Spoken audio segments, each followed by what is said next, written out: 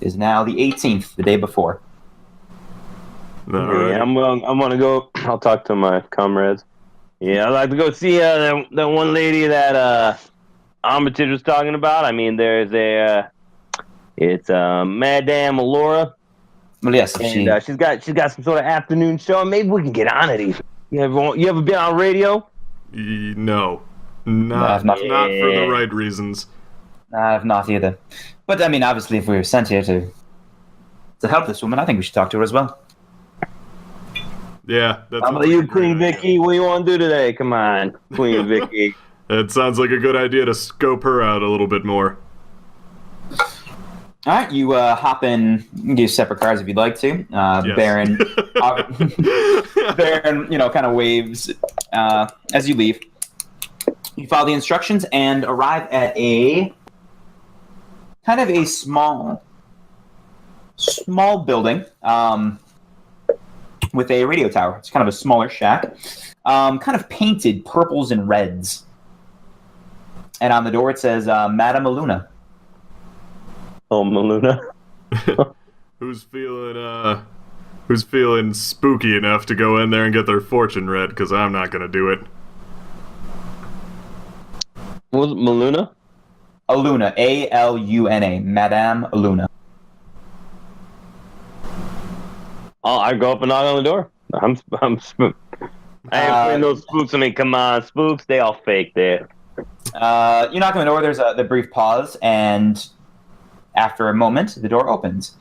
Standing before you, see a woman, a little bit older, maybe mid-50s, early 60s. She's got curly black hair, and her hair is tied back with a kind of headscarf with bright purples and blues on it, made of a fine silk. She wears a beaded necklace of a variety of metals, and a very flowy kind of silk robe.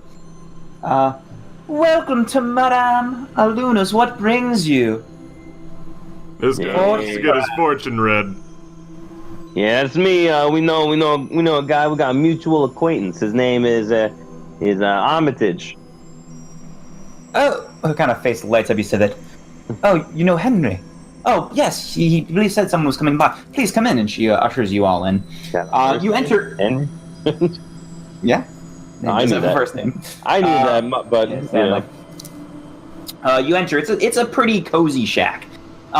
She has kind of silk scarves hanged all about, kind of dressed up, several candles lit, a little bit of incense, and there is a table with a microphone and chairs on either side.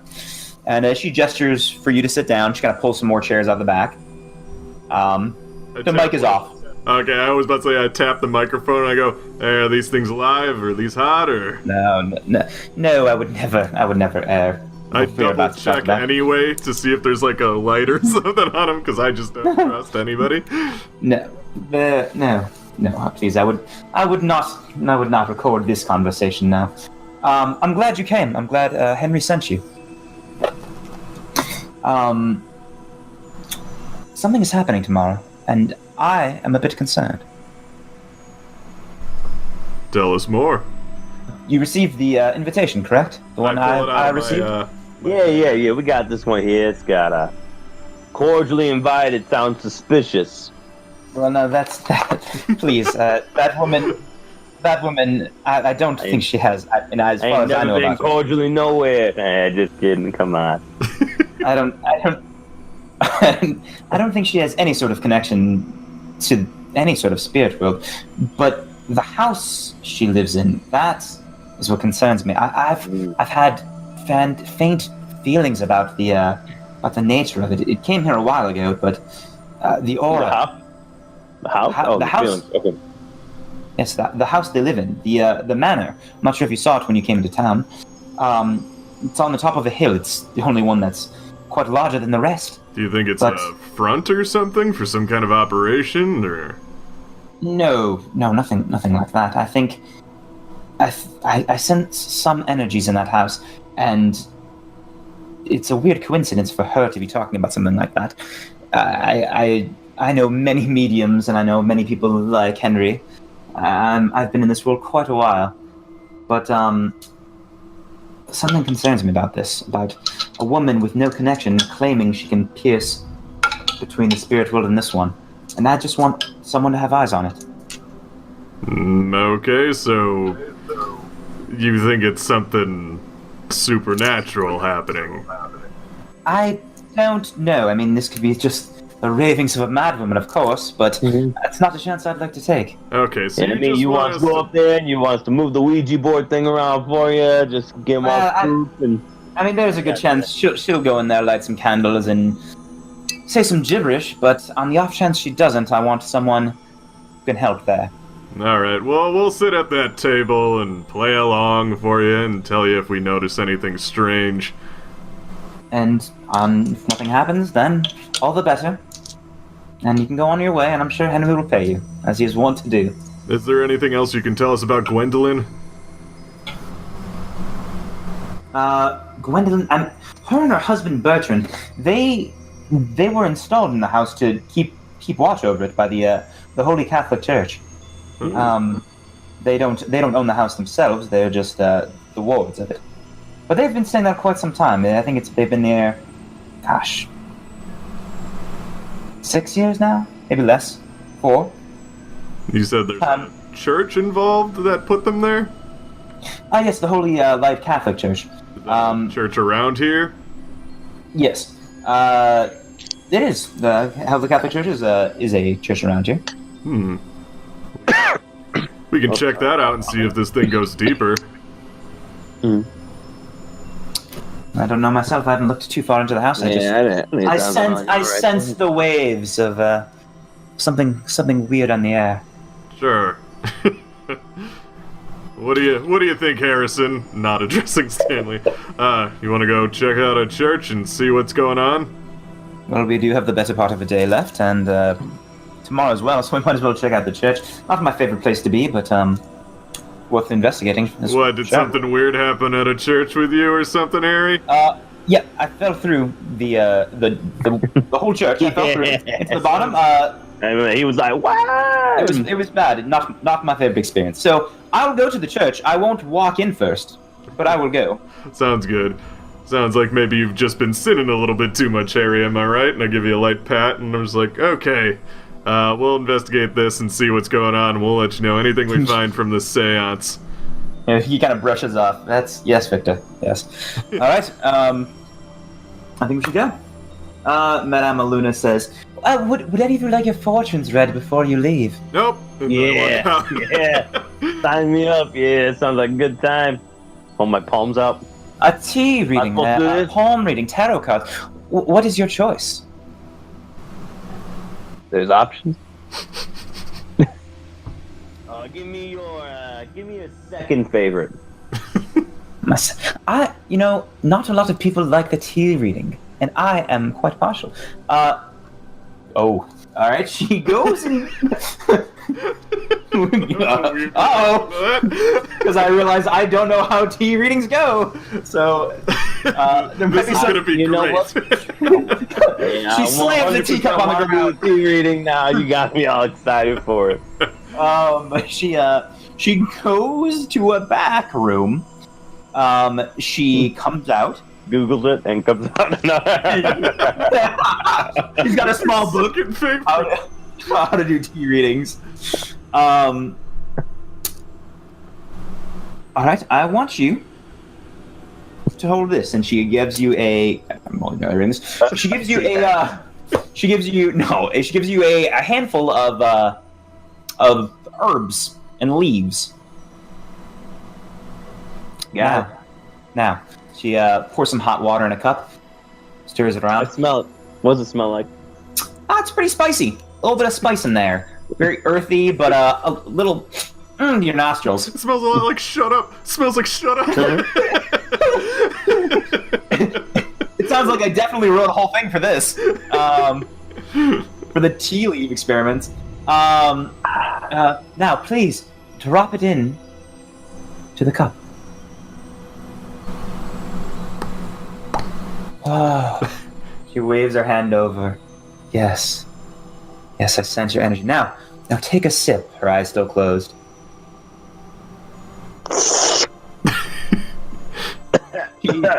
Spicy. She grabs hand into the teacup, throws down some of the herbs and the leaves onto a plate, and then stares at it. Yes, it's a man with a damaged past, looking to better himself. A hardship in his future, perhaps, but he'll come out the other side, I think.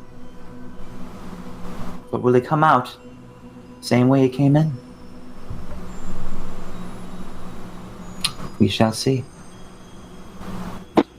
Puts the plate down. You know, you could get fairly accurate with this stuff when we give you a backstory before we start playing. Roll a bluff check. Yeah, damage. Yeah, I mean, you got that just from looking at me. I look pretty damaged. I mean, come on. All right, here you go. Here's your 2 cents. Oh, I don't. Please, you're friends of Henry's, friends of mine. I don't need money. Thank you, though. It's very kind. Well, I'll take it back. If you need anything else, please feel free to stop by. All right, as Harry says, cheerio. I'll see you later. One little baloney. Hey, Henry. He waves. I don't really say that. He walks off. Are you guys walking out the door to the cars? Yeah, I'm leaning up against my car and I just go, how was your fortune reading? Sure, it was a wholly accurate and totally real experience for you. And I roll my eyes and I get in my car. We meet at the church. It was pretty spicy. Spicy. She says she sees some spiciness in my future. Maybe that's Gertrude, you know what I mean? She's a married woman. Oh wait, Gertrude. I don't know anyone's name in this town. That's fine. Gertrude is a married woman. No, Gertrude is a married woman. Gwendolyn is the... She's also a married woman. I mean, it could be anybody. Not a lot of... all right, you guys drive to the church. It's a small Catholic church. It doesn't, like, it's a small town. Doesn't even seem like you could fit like half the town in. But you enter. Alrighty. I walk in, and then as Harry's behind me, I just go, "Hey, Harry, watch your step." Well, after you, my friend. Yep. I open the door and I walk in. It's, you guys are there at like, let's say it's like 3:00 on a Saturday, so it's actually pretty dead inside. A couple people in the pews kind of just praying. But as you enter, a kind of an older man, maybe 60s, mid 60s, kind of hair pretty gray at the temples, a little bit of kind of a white goatee, approaches you. I'm Father Jesus Alaria. Welcome. He offers you a hand. I shake his hand firmly. Hey, Jesus, it's I'm Vic Aces. I'm a private investigator with I like look puzzled for a second and I turn back and I look at Harrison and Stanley. I'm just like, what were we called again? I think, private investigator is good enough. Okay. Yeah, I'm a private investigator and I'm investigating as private I do things. Privately. I was curious if you had a little bit of time to answer some questions. Yeah, hey Zeus, right back at you. Hey, good to see you. Name's Stan. Nice to meet you. Nice to meet you, Stan. Zeus, good name. He kind of waves you. Hey. Kind of waves you all. Yes. Sure. Let's go to my office. Kind of takes you back to a small room. Several crucifixes around. Nice bookshelf, and sits you down in a nice kind of leather plush chair. What can I help you, gentlemen, with? We had a bit of questions. We're investigating upcoming seance at Gwendolyn's place, and we were just curious if you knew anything. Oh, the old... yes, the Cardell home. Yes, I do know of it. Passing, a little bit. What would you like to know? Well, first of all, what's your opinion of Gwendolyn Dobbs? That was her last name, right? I double-checked my notes. Yeah, it was Gwendolyn Dobbs. Oh, she's... I mean, I did not personally put her in there, but her and her husband seem very capable. I mean, they're just basically house-sitting caretakers. You know about this seance going on? No, that is far out of what anything I care about. Seances. Who care about a seance? That makes sense, yeah. I'm right there with you, Father. I was curious, so you mentioned not personally putting them in that house, but would you happen to know why the Catholic Church put them in that house? He kind of thinks for a second. But actually, I don't. Seems awfully weird that a church would put people in charge of a house, am I right? Oh, well, the local diocese took over the home after the previous owner was killed in battle, in the war. But several priests... let me take a look. Hold on. He kind of runs back to a small cabinet, kind of looks at some papers. Oh, there were some priests at one point stationed there, but they felt uncomfortable, and eventually put some caretakers in. The Gwendolyn and Bertrand. Was there something about the house that made them decide to do that? It doesn't say so here. Kind of offers you the papers that are written down. Thanks. You ever been up there yourself? No, why would I have no reason to be there? I don't know, house visits? I mean, you're a priest. I mean, you do that stuff, right? Not unless they call. And they have not. Do you know any, was it anybody in this church that put them in charge? He kind of looks at it. He kind of goes back and looks through some other notebooks. And just says it was the local diocese a while back when put them in charge. There wasn't, I don't believe, anyone in particular. No? Okay. I was going to ask you what you thought of them, but if you don't personally know them. You believe in spirits? Spooks or devils, things like that? No, I mean, obviously the devil himself, and we believe in occasionally the exorcism. They talk about that a little bit, but nothing I do myself, no. Yeah, I'm with you. Everyone thinks there's spooky things around. We did some of his other houses one time, and it looked a little weird, but they had all these puppets and stuff, and things strung up and moving around. It was like a movie set or something. I don't know. Camera looks at you. Camera pans over to Harrison, who's just staring at you. Hold on now. I was stabbed by a knife out of nowhere, floating about. Okay, all right. What about the man stabbing him? You got movies. Yeah, you nuts.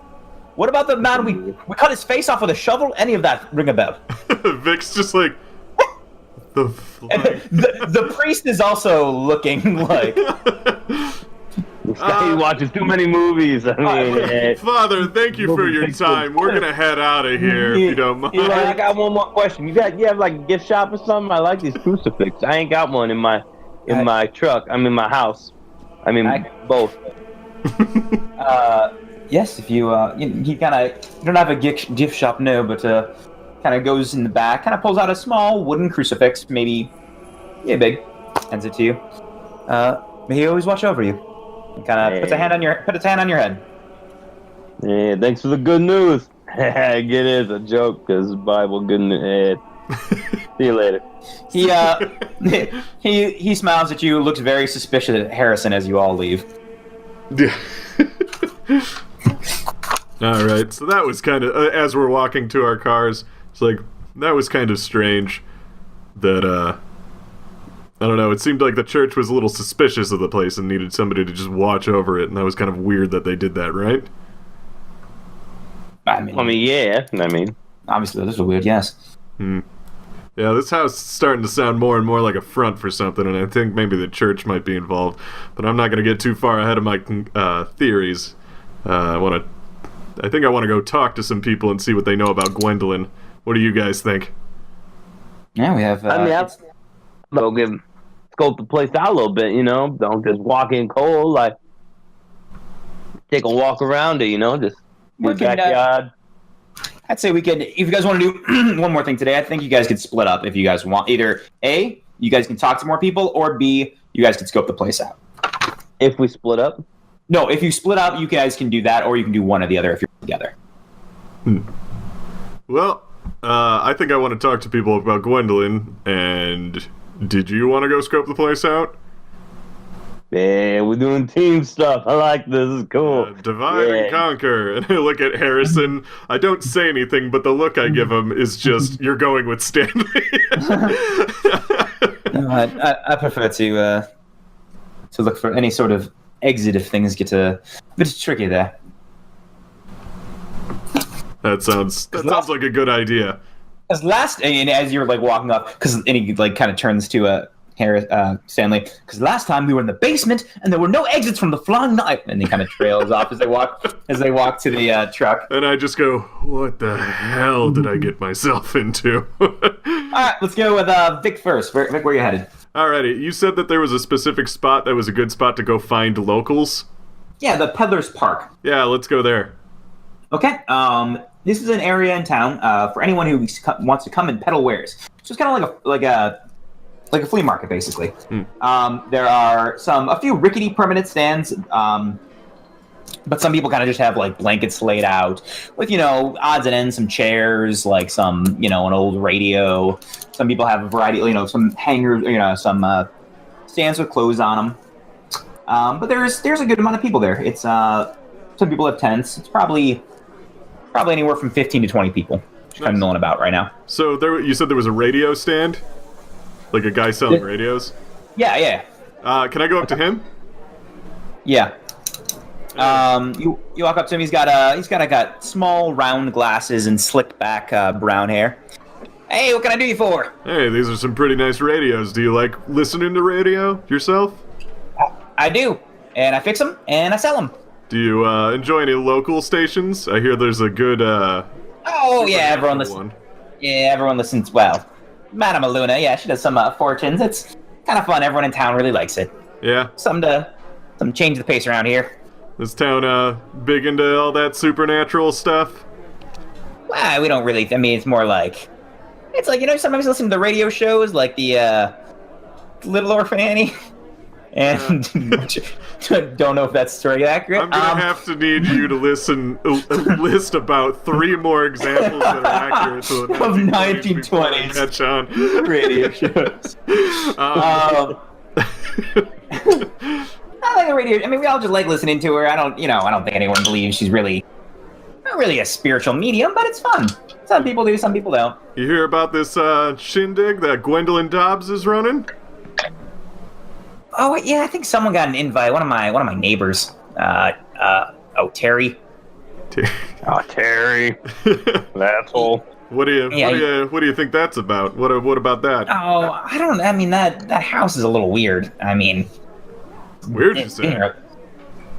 Well, I mean, have you seen it? We're a little farm town and there's a mansion on a hill. That's like, it's out of place. It doesn't fit. Yeah, but is that the only thing that makes you kind of weird about it? Well, it's not like, I think people would be more open if it was like, it's the Millers and they live in the creepy house up on the hill that doesn't look like anyone else's. But it's like, it's a house that a guy owned for a while and then he died and then his parents had it before him and now like some random people live there. It's just, it's not a friendly situation. Yeah, it seems kind of weird. Do they throw a lot of parties at that place? A lot of these seances? No, the Dobbs? Yeah. No, I mean, they come into town once in a while, mainly the husband, Bertrand. But, no, they kind of keep to themselves up there. Yeah, that's so. It's kind of weird. Do you know about Gwendolyn? I'm sorry, one more time? Do you know about Gwendolyn and, like, how are they as people? I mean, she's a little spacey. Kind of just just kind of a dreamer. I never really had her, she didn't, it's not like she, had a real job she was looking for and a real vocation and a real drive. She kind of just floated around. And I think her husband kind of just found her, settled. Makes sense. What was the name of the, really quick out of character, what was the name of the character that has the radio show again? Madame Aluna. Aluna. Do you think she listens to a lot of Madame Aluna's show? She seems like the kind who might, yeah. She's, always kind of out there, always kind of looking for something. I don't know. All right. And she said she's gone from her house a lot? The Dobbs? No, they generally stay in the house. The Dobbs almost never leave. I see Bertrand once in a while when he's, getting supplies or food, but that's about it. Okay, so they're there. Okay. Thanks so much for your time. What about, you looking radio? Interested a little bit? And then I just kind of leave. All right, let's cut back to Vic and I'm sorry, Vic. Stan and Harrison. We're driving up the long road up the hill to a large house. It's got several floors, several spires and pointed towers. It's way bigger than the rest of the house. It looks very out of place here. Looks pretty big. I mean, wow. A lot of windows here. That's a lot of exits. That's good, right? You like exits, don't you? I do so enjoy exits. As long as so avoid the basement would be my first point of order here. If we do go in the basement, perhaps like a find the quickest route, perhaps. I mean, I took the door off the basement last time. I don't know what else you want me to do. That was good, yes. I literally removed the door and threw it outside. I mean, come on. So perhaps we just, we get in here, we ask if we can remove the back door, or at least to keep it open. You asked to remove the back door? It did. I mean, we didn't have to leave in a hurry last time, but I guess we do. So we're looking at. I mean, you want to just go? You just want to look around? You want to ring the doorbell, see if someone's home? Maybe say hi? I mean, we were invited, right? I didn't see why not. True, it's tomorrow, but I mean, we can get a little pre-scope of the joint, just kind of so we get an idea. All right, you walked up to a large door. There is a heavy brass knocker. Hey, nice knockers. We should have said that to her when she comes up to the door, but we talk about the door, You not use it, and there's just a silence. No one answers for a little bit. For about a minute, you consider knocking it again, and it opens a creak. There is a gaunt, blonde man with his hair kind of curly, but messy, just not super long, just very unkempt. He says, "What are you here for?" Hey, we got this invite for a party, and we want to make sure we say hi first. We want just want to introduce ourselves in case it gets a little busy, and just come in and say hi. Yeah, no coming in. Party's tomorrow at 7. I'm still getting ready. Oh, okay, yeah. That's not a problem. My name's Stan. How you doing? What's your name, boy? Or Bertrand. Man? Bertrand. I will see you tomorrow. He begins closing the door. Well, Bertrand, 1 second. Do you mind if we look around a little bit, just make sure we know where to park and stuff, so we don't get here and we're looking around. Yeah, where you parked is fine. Yeah, but what if someone's parked there? I mean, what if we come a little late and someone took our spot? I just want to make sure, we could drive around and stuff. I would park next to him. I mean, yeah, what that spot taken to? Bertrand, I don't want to bug you a little bit. We'll walk back to our car, but we're gonna look around a little bit. I love your grounds here. I mean, man, me and Flowers, we go so good. What's that garden over there? What you planting over there? That looks cool. I like it. Zinnias. And then he closes the door. Closes the door. As you look back, he closes the door. I'm gonna go smell them. No answer. He said we can go smell them. Let's go smell them. I don't. And we're gonna start walking around the house. All right, you kind of roll a. Let's get the layout. Sure. Roll spot hidden. Oh man, that's a percentage. 25%, but I have it filled in. I don't know what that means. I rolled a 79. That's probably not it. It probably doesn't. It seems like there's a tiny garden. It doesn't seem like greatly taken care of. Yeah, it's there. And you walk around. There's nothing. I mean, you can't see much else from the outside. Their back door. There's a back door. There's a small back door. There's a door that leads to a cellar. That you get as far as you can gather, and that's about it. Any other ways to get to the second floor or anything like that? Or? No, there's no sort of ladder to the second floor. It seems completely. The second floor is entirely.